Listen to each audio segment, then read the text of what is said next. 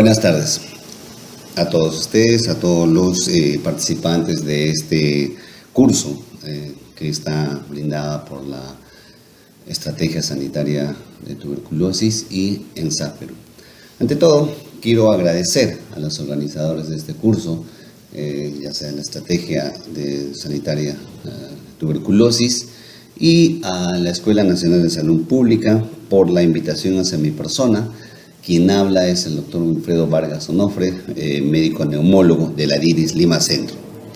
Se me ha encargado en esta oportunidad conversar con ustedes el tema de las nuevas estrategias de supervisión de tratamiento. Cuando empezamos a entender las nuevas estrategias de supervisión, nos ponemos a pensar en todo lo que uno tiene que desplegar para que el paciente cumpla el tratamiento. Está demostrado que un tratamiento supervisado logra mejores resultados, ¿no? Si hacemos un poco de historia, desde el tiempo que se ha logrado o se ha descubierto esta enfermedad que es por el bacilo de Koch, desde luego que se han ensayado muchos tratamientos que se dieron antiguamente, de tal manera que se utilizaban a veces algunas pócimas, algunos ungüentos, algunas formas de creencias que había para curar esta enfermedad. Hasta que más o menos en 1943 se descubre la streptomicina y se empieza a usar solo como un medicamento, y que dio buenos resultados, y posteriormente en 1951 se descubre la isoniazida, que también otro muy buen medicamento para la tuberculosis. Luego en el 1952 se descubre la piracinamida, y en el año 1961 se descubre el etambutol. Y es así que en el 1966 se descubre la rifampicina. Entonces, cuando ya se logra, a través de los años, la asociación de estos medicamentos, estos eran autoadministrados por los pacientes, se les entregaba para que puedan administrarse y lograr una buena curación para el tratamiento. Sin embargo, se dieron cuenta en el tiempo de que cuando se encargaban las personas o a los pacientes de tomar este tratamiento, algunos de ellos cumplían y otros no cumplían. De tal manera que al lograr entender que uno quería lograr un buen tratamiento de la tuberculosis, en muchos casos no se lograba porque no había una buena adherencia. De tal manera que se tenía que elaborar una estrategia o diseñar una estrategia para la supervisión de este tratamiento. Entonces es así que haciendo un poco de historia, a comienzos de los años 90, o sea, en el año 1991, se ha realizado considerables progresos con la introducción del DOTS, ¿no? El tratamiento acortado directamente observado, que se hizo a nivel mundial.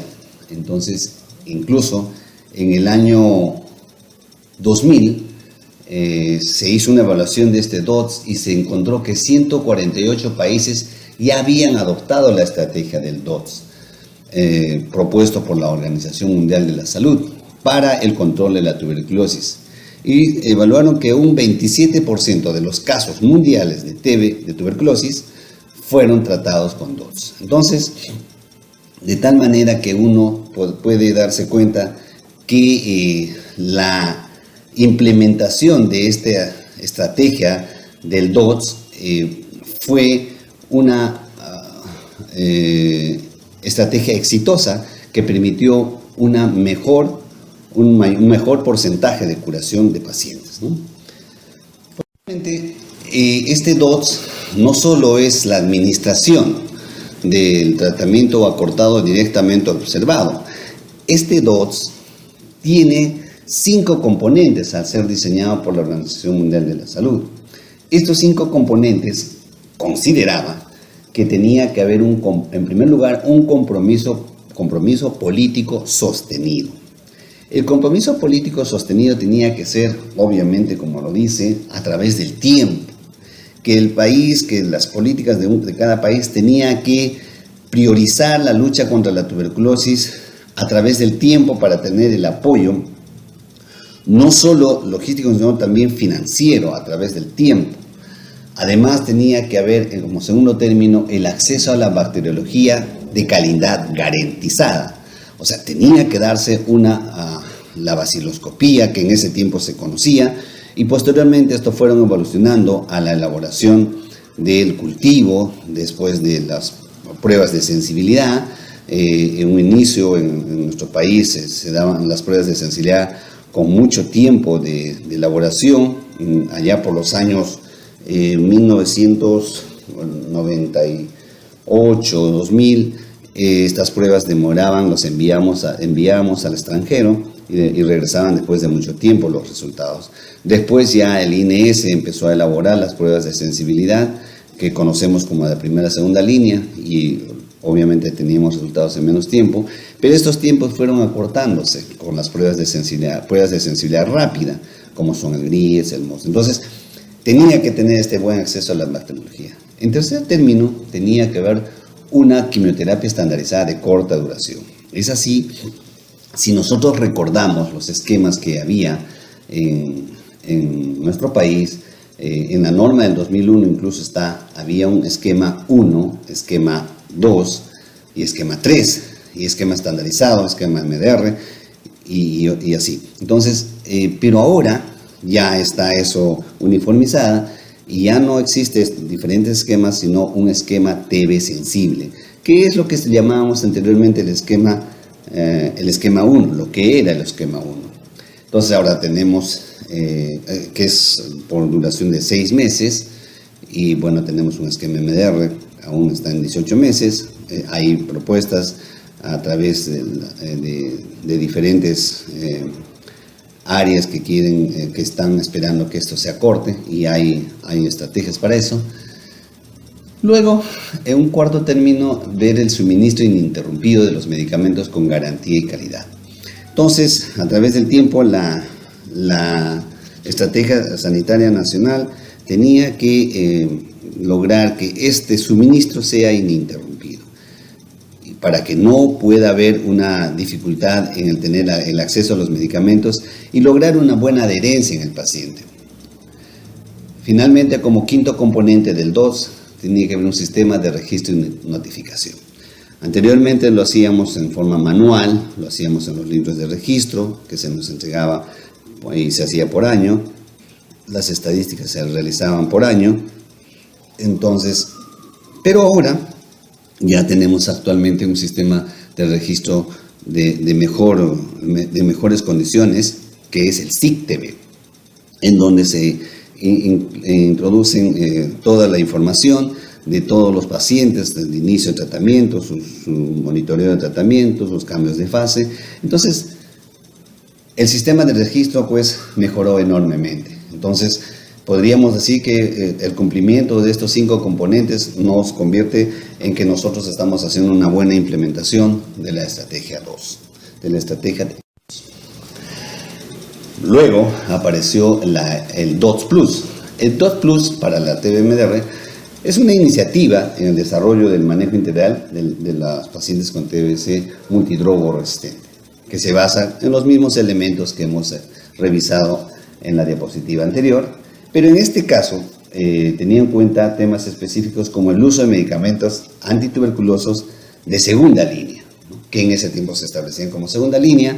Estábamos hablando de ese tiempo con la canamicina, los inyectables, canamicina, micacina, capromicina y el cicloserina, etionamida. Entonces, antiguamente se usaba la ciprofloxacina y ahora se usa la levofloxacina.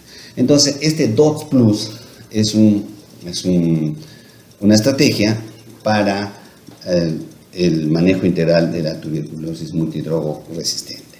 Entonces, ¿por qué dije todo este preámbulo? Este preámbulo porque tenemos que saber cómo es que se inició esta estrategia para la supervisión del tratamiento.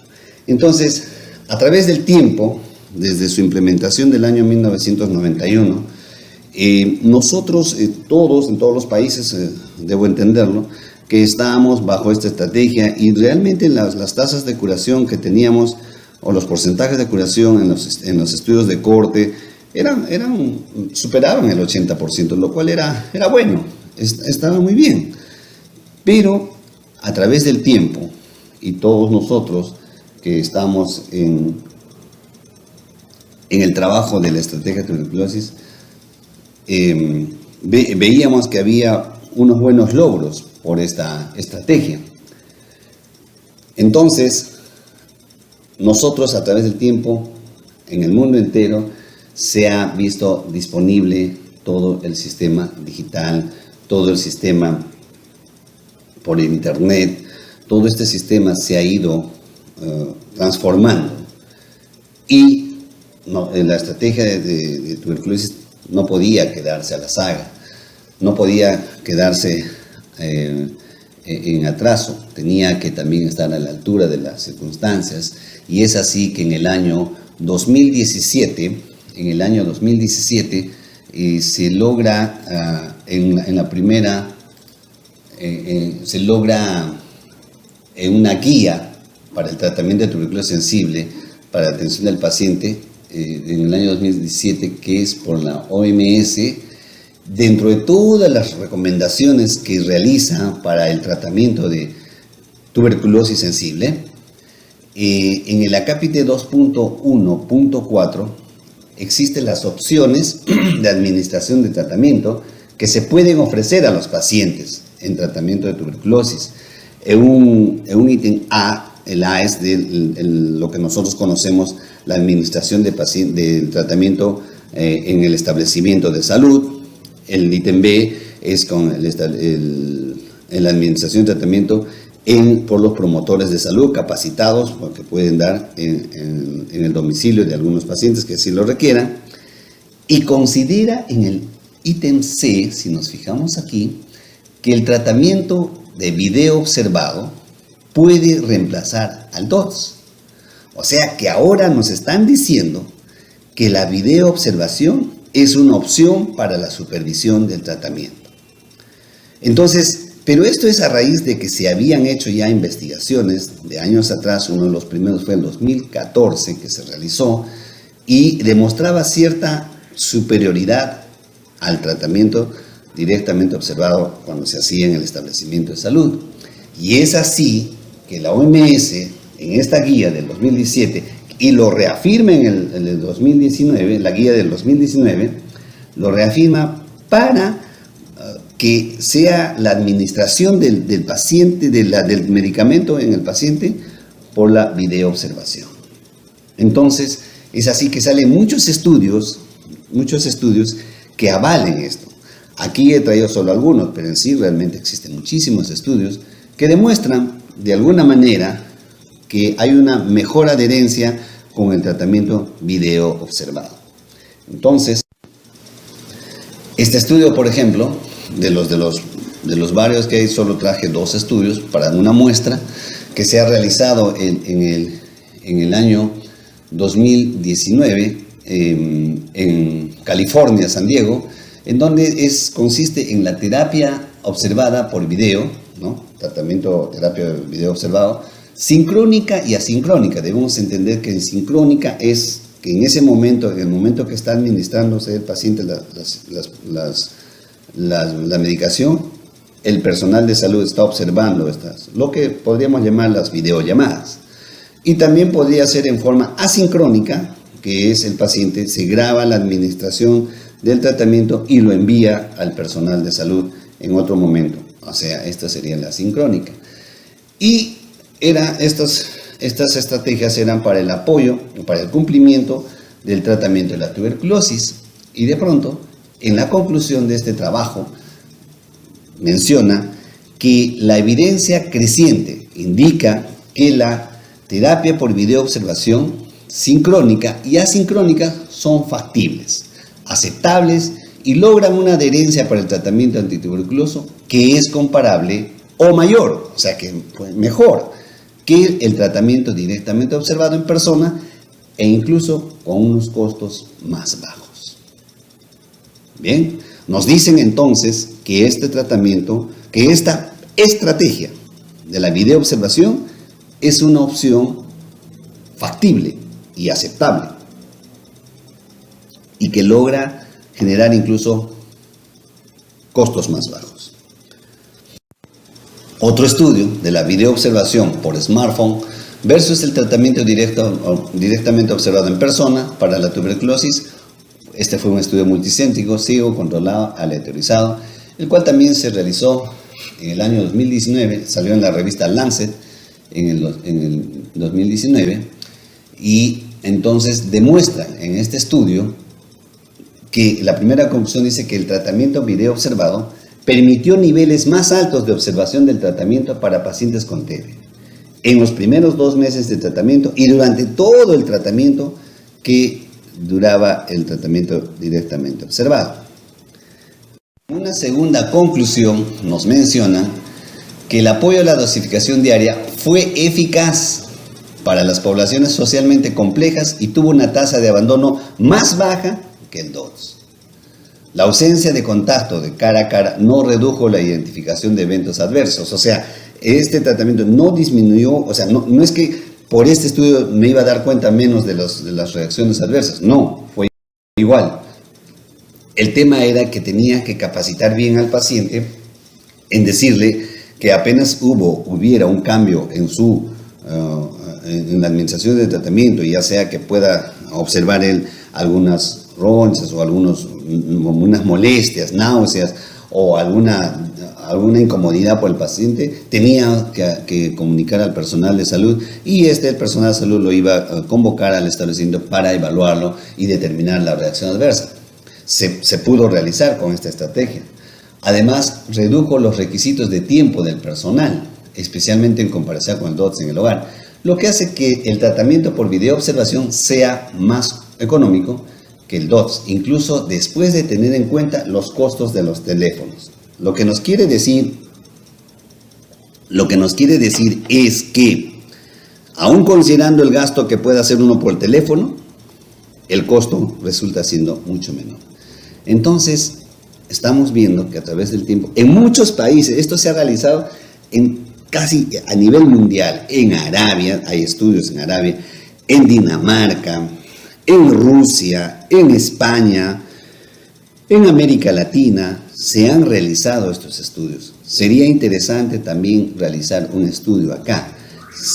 Sabemos que hay ya establecimientos que están realizando de alguna manera, pero esto no está oficializado ni reglamentado. Sin embargo, tenemos una consideración especial que se ha dado en el COVID y que ya lo vamos a ver más adelante, cuando se declaró en emergencia sanitaria aquí en el Perú.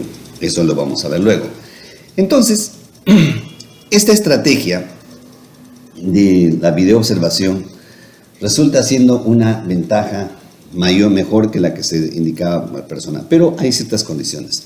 Entonces, hay que ver las ventajas que se da en este estudio, una nota técnica del tratamiento de videoobservación directa a través de esta estrategia mejora los cuidados a pacientes con tuberculosis activa. En esta nota técnica vemos las ventajas, y una de las primeras ventajas había una mejor satisfacción del paciente. Por supuesto, el paciente estaba en su domicilio o en su trabajo y había una tranquilidad para poder tomar incluso en privado las pastillas, y iba a ser esto comunicado al personal de salud a través de la videoobservación. Existe, en segundo punto, la autonomía e independencia del paciente. La autonomía e independencia del paciente era independiente, no dependía de los tiempos del establecimiento, sino de acuerdo a una comodidad que podía tomar sus medicamentos en un momento que le era más propicio, ¿no? Una tercera ventaja es que los pacientes no necesitan reorganizar su vida. Recordemos que los que estamos en tratamiento siempre escuchamos a veces los pacientes tienen ya sus agendas, tienen sus situaciones laborales, o ya sea el trabajo con sus niños. Entonces, al decirles que vengan al establecimiento de salud, se modifica su quehacer diario, y entonces esto permite que tiene que reorganizar su agenda diaria en la familia, en su casa. Entonces, en este caso no necesita esto, él lo puede programar de acuerdo a un horario que él le corresponde. No necesita, en cuarta ventaja sería no necesita salir del trabajo para acudir. A veces ellos están trabajando, tienen que venir a los establecimientos a tomar y regresar otra vez al trabajo. En este caso no se necesita, en el trabajo puede hacerlo de acuerdo a un horario que él también lo establezca. Todo esto tiene que ser coordinado con el personal de salud, todo tiene que ser coordinado con el establecimiento de salud. La quinta ventaja es que el paciente establece una hora para la toma de medicamentos. Eso también hay que conversar muy bien con el paciente. Hay que decirle que tiene que haber una hora. No puede ser que un día tome a las 8, otro tome a las 3 de la tarde, otro día lo tome en la noche. Eso no es conveniente para el paciente. Entonces es que tiene que establecer una hora fija para poder, ¿no? Como cuando lo establecemos cuando vienen al establecimiento. Y la sexta ventaja es que genera un ahorro de tiempo y de recursos financieros. Por supuesto, el tiempo que invierte en venir al establecimiento, en regresar al establecimiento, a veces llegan al establecimiento de salud y a veces está lleno, a veces hay dificultades para la administración, eso toma un tiempo, pero en este caso ya no va a ocurrir eso. Recursos financieros, si vienen de un poco lejos, sobre todo en el interior del país, cuando vienen de zonas distantes para venir a la posta o al centro de salud para tomar sus medicamentos, eso genera un recurso financiero. En este caso no lo va a hacer, no va a ser ese gasto económico, ¿no? Sin embargo, también existen algunos riesgos y desventajas.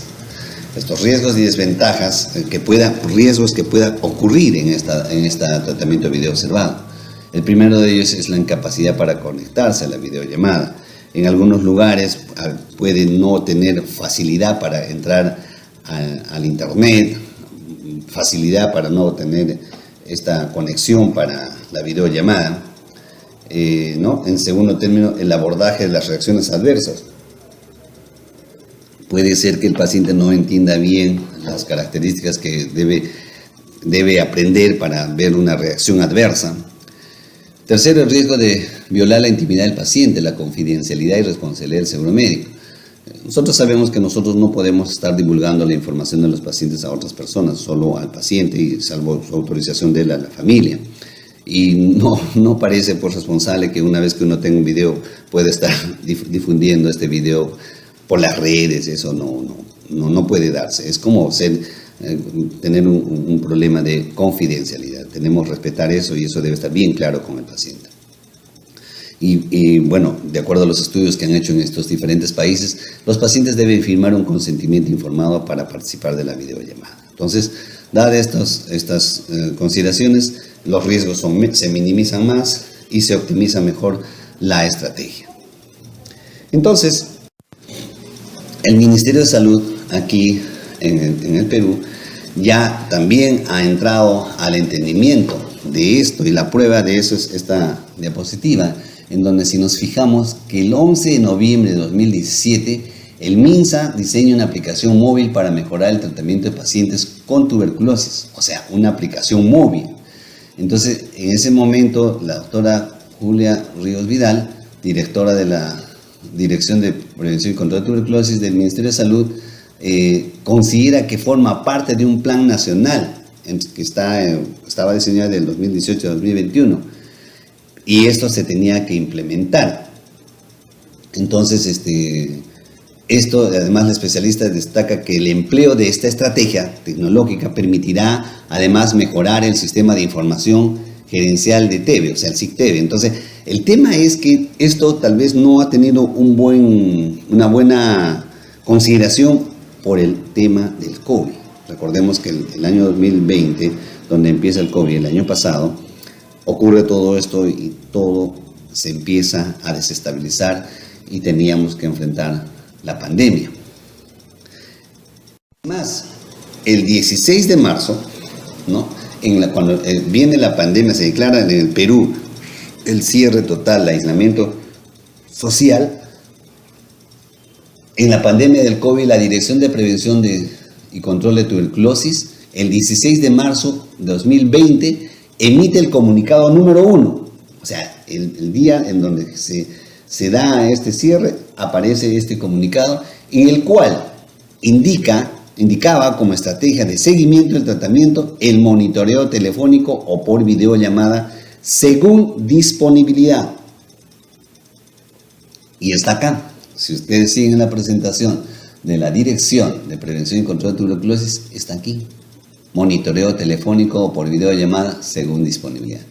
Entonces, definitivamente que en esta oportunidad era el momento propicio para poder realizar esto, porque debemos entender que los pacientes no venían al establecimiento de salud. Los pacientes, por temor al contagio, por temor a que pueda agravarse su situación de salud, no acudían a los establecimientos de salud. Y esto era totalmente entendible, porque entonces iba a poner en riesgo no solo a él, sino a su familia, como ya todos lo conocemos y hemos vivido en carne propia esta pandemia del COVID-19. Entonces ya estaba el año pasado, incluso con este documento, de una manera ya oficializada, que podíamos utilizar esta estrategia, algo que lo hemos hecho ya en los establecimientos de salud y que va a quedar en el tiempo. Lo importante sería normar esto o reglamentar este tratamiento por videoobservación en nuestro país, ¿no? Entonces, no solo el mismo, sino también eSalud hace una implementación del Tele2, hace una implementación de esta estrategia y lo realiza en un estudio que lo hace como eSalud para el tratamiento de tuberculosis, ¿no? No solo eso, sino que también ellos en Huaycán, ¿no? El Seguro Social implementó nuevas estrategias, entre ellas el uso aplicativo del WhatsApp para monitorear que pacientes con tuberculosis cumplan su tratamiento médico y de paso prevenir su exposición ante la pandemia de COVID por ser población vulnerable, ¿no? Entonces, en un establecimiento de salud, de eSalud de Huaycán, implementan esta estrategia del WhatsApp para lograr una estrategia, ¿no?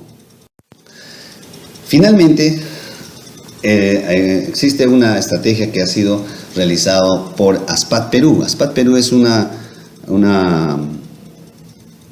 ONG liderada por expacientes de tuberculosis y que realizan proyectos de tuberculosis. Y en este caso se trabaja el CIAT-TV, que significa Sistema Integral de Administración y Tratamiento, el cual considera 3 componentes importantes.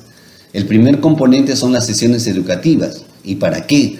Estas son dirigidas a concientizar y educar en cuanto al autocuidado y adherencia y prevención y control de tuberculosis. Un segundo componente era la consejería de pares y visitas domiciliarias. Esta estrategia era con un apoyo psicosocial entre pacientes, o sea, pares y expacientes. Y finalmente, el tercero, que era la innovación, el uso del software. Era un sistema biométrico en donde se registraban los datos de los pacientes y controlaba la asistencia del régimen del tratamiento. Tenían unos dispositivos especiales en donde el paciente registraba su administración de tratamiento y cuando esto no ocurría, emitía una alerta al personal de salud en caso de inasistencias y entonces el personal de salud, a través de un mensaje de texto, enviaba un recordatorio a los pacientes diciéndoles que deberían tomar sus medicamentos. Entonces, esto era una buena estrategia, ¿no? Entonces, para poder tener cercana la administración o la adherencia del tratamiento en los pacientes. ¿Cuáles son los resultados de este proyecto que han hecho CIAT-TV realizado por ASPAT Perú? Fíjense acá, miren con el puntero láser, en el diagrama verde el abandono es menor. Llega a un abandono de 6.04% frente a un 11.39%. O sea, hubo un menor abandono. Y en los que no abandonaron, hubo un cumplimiento con el proyecto de un 93.96% frente a un 88.61%. De tal manera, la conclusión es que la estrategia CIAT-TV ha contribuido a mejorar la adherencia al tratamiento antituberculosis, reduciendo en casi la mitad el abandono al tratamiento. O sea, ha mejorado el abandono, ha disminuido el abandono y ha mejorado el cumplimiento. Entonces hubo un incremento de éxito en el tratamiento, por supuesto. Entonces es importante, ellos dicen que es importante ampliar esta experiencia en otras localidades e instituciones y utilizar nuevas tecnologías para disminuir el abandono. Claro. Y él también sugería que esto se hiciera en pacientes con TBC drogoresistentes. Muy bien, entonces hemos visto las estrategias que hemos a través del tiempo, haciendo un poco de historia, hemos visto qué es el componente del DOTS, cómo fue el éxito del DOTS. A partir del año 1992, cuando se implementó en este país, la morbilidad disminuyó en nuestro país. Luego, el 2017, viene la estrategia de las directrices de tratamiento de TB sensible, en donde aparece la opción de utilizar el tratamiento de video observado según disponibilidad, estudios que lo respaldan, el ministerio lo realiza, lo propone. En el comunicado de la emergencia aparece esta posibilidad de monitorear a través de esta estrategia. Salud lo hace y otras instituciones también lo hacen. Muy bien, entonces eso es lo que yo traía a este momento para la realización de la adherencia, la realización de la supervisión del tratamiento en los pacientes. De mi parte, muchísimas gracias por la invitación. Ha sido un gusto. Cualquier información que se requiera, cualquier interrogante, pueden hacerlo. Ahí está mi correo. Muchísimas gracias, muy amable por la invitación y esperamos vernos en una próxima oportunidad. Gracias.